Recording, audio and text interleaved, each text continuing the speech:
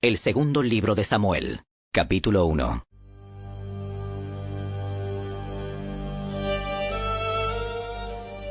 Después de la muerte de Saúl, David regresó de su victoria sobre los amalecitas y pasó 2 días en Siclag. Al tercer día, llegó un hombre del campamento del ejército de Saúl con sus ropas rasgadas y polvo sobre la cabeza en señal de duelo. El hombre cayó al suelo y se postró delante de David con profundo respeto. ¿De dónde vienes? Me escapé del campamento israelita. ¿Qué sucedió? Cuéntame lo que pasó en la batalla. Todo nuestro ejército huyó de la batalla.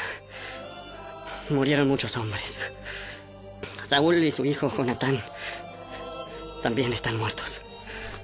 ¿Cómo sabes que Saúl y Jonatán están muertos? El hombre respondió. Sucedió que yo estaba en el monte Gilboa. Y allí estaba Saúl, apoyado en su lanza, mientras se acercaban los enemigos en sus carros de guerra. Cuando se dio vuelta y me vio, me gritó que me acercara a él. ¿Qué quiere que haga?, le pregunté. Y él me contestó, ¿quién eres? Le respondí, soy una amalecita. Entonces me suplicó, ven aquí y sácame de mi sufrimiento, porque el dolor es terrible y quiero morir. De modo que lo maté, porque me di cuenta de que no iba a vivir. Luego tomé su corona y su brazalete, y se los he traído a usted, mi señor.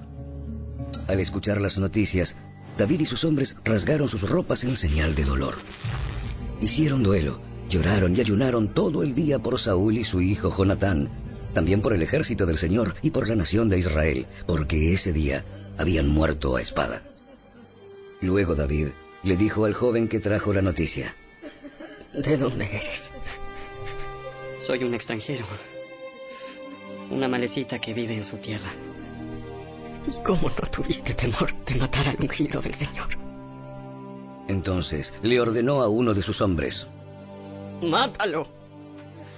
Enseguida el hombre le clavó su espada a la amalecita y lo mató. Y David dijo, te condenaste a ti mismo al confesar que mataste al ungido del Señor. David compuso un canto fúnebre por Saúl y Jonatán y ordenó que se lo enseñaran al pueblo de Judá. Es conocido como el Cántico del Arco y está registrado en el libro de Jazer. Oh Israel, tu orgullo y tu alegría yacen muertos en las colinas. Oh, cómo han caído los héroes poderosos.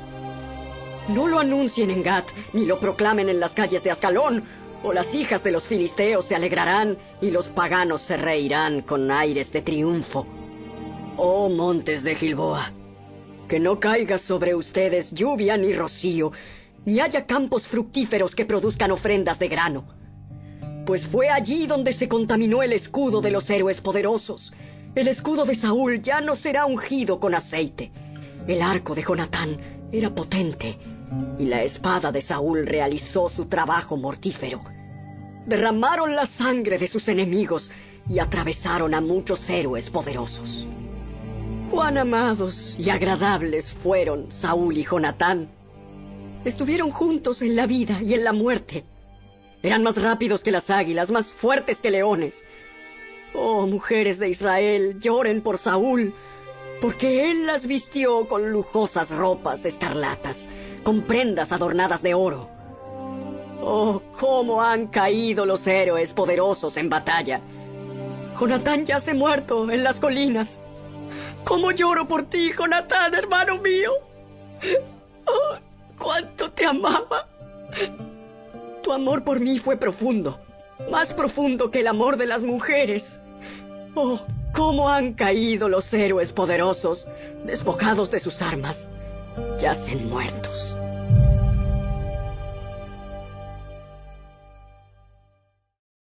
Capítulo 2.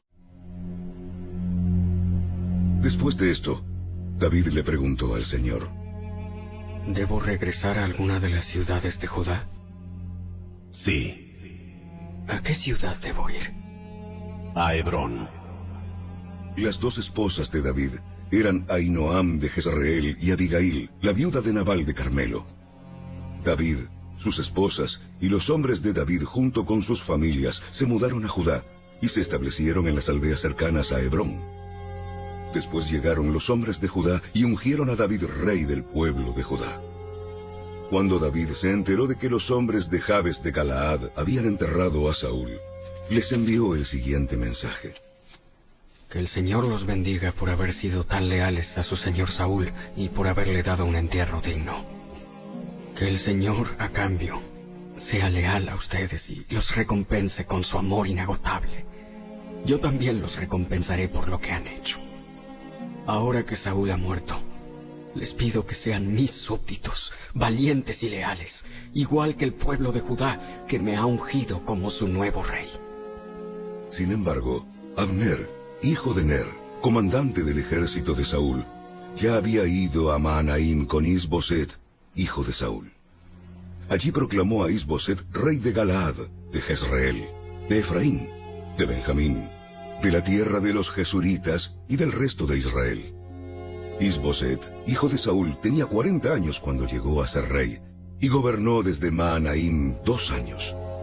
Mientras tanto, el pueblo de Judá permaneció leal a David. David hizo de Hebrón su ciudad capital y gobernó como rey de Judá 7 años y medio. Cierto día, Abner dirigió a las tropas de Is-Boset desde Mahanaim a Gabaón. Por el mismo tiempo, Joab, hijo de Sarvia, salió al frente de las tropas de David. Los 2 ejércitos se encontraron en el estanque de Gabaón y se sentaron frente a frente en lados opuestos del estanque. Entonces Abner le sugirió a Joab: propongo que algunos de nuestros guerreros se enfrenten aquí cuerpo a cuerpo, delante de nosotros. Muy bien. Así que se eligieron 12 hombres de cada grupo para pelear.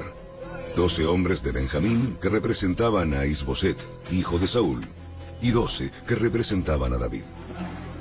Cada uno agarró a su oponente del cabello y clavó su espada en el costado del otro, de modo que todos murieron. A partir de entonces, ese lugar en Gabaón se conoce como el Campo de las Espadas. Ese día se desencadenó una feroz batalla y las fuerzas de David derrotaron a Abner y a los hombres de Israel. Joab, Abisai y Asael, los 3 hijos de Sarvia, estaban entre las fuerzas de David ese día. Asael podía correr como una gacela, y comenzó a correr tras Abner. Lo persiguió sin tregua y no se detuvo para nada. Cuando Abner se dio vuelta y lo vio venir, le gritó: ¿Eres tú, Asael? ¡Sí! ¡Soy yo! ¡Ve a pelear con otro! ¡Enfréntate a uno de los jóvenes y despójalo de sus armas! Pero Asael siguió persiguiéndolo. Abner le volvió a gritar: ¡Vete de aquí! ¡No quiero matarte! ¿Cómo podría dar la cara a tu hermano Joab?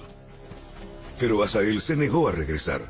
Entonces Abner le clavó la parte trasera de su lanza en el estómago. La lanza le salió por la espalda y Asael cayó muerto al suelo. Todos los que pasaban por allí se detenían al ver a Asael tendido muerto. Cuando Joab y Abisai se enteraron de lo sucedido, salieron a perseguir a Abner. El sol ya se ponía cuando llegaron a la colina de Ama, cerca de Gía, en el camino que lleva al desierto de Gabaón.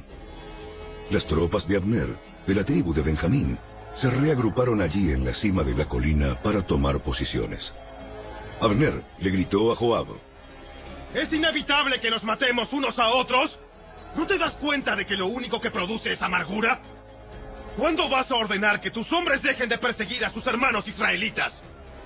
Entonces dijo Joab: si no hubieras hablado, solo Dios sabe lo que habría pasado, porque los habríamos perseguido toda la noche de ser necesario. De manera que Joab tocó el cuerno de carnero y sus hombres dejaron de perseguir a las tropas de Israel.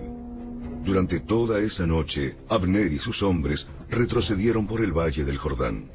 Cruzaron el río Jordán y viajaron toda la mañana sin detenerse hasta llegar a Mahanaim. Mientras tanto, Joab y sus hombres también regresaron a casa. Cuando Joab contó sus bajas, descubrió que solo faltaban 19 hombres, además de Asael.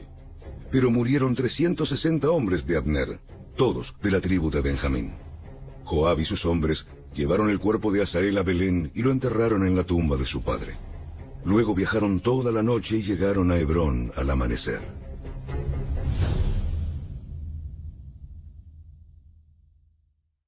Capítulo 3. Este fue el comienzo de una larga guerra entre los que eran leales a Saúl. Capítulo 3. Este fue el comienzo de una larga guerra entre los que eran leales a Saúl y los que eran leales a David. Con el paso del tiempo, David se volvió cada vez más fuerte, mientras que la dinastía de Saúl se iba debilitando. Estos son los hijos que le nacieron a David en Hebrón. El mayor fue Amnón, y su madre fue Ahinoam de Jezreel.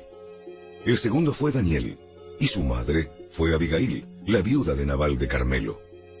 El tercero fue Absalón, y su madre fue Maaca, hija de Talmai, rey de Gesur.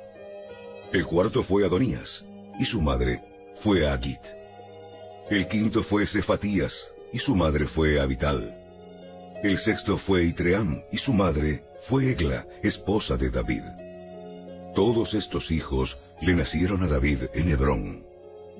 Como la guerra entre la casa de Saúl y la casa de David continuaba, Abner llegó a ser un poderoso líder entre los que eran leales a Saúl. Cierto día, Isboset, hijo de Saúl, acusó a Abner de haberse acostado con una de las concubinas de su padre, una mujer llamada Rispa, hija de Aja. Abner se puso furioso.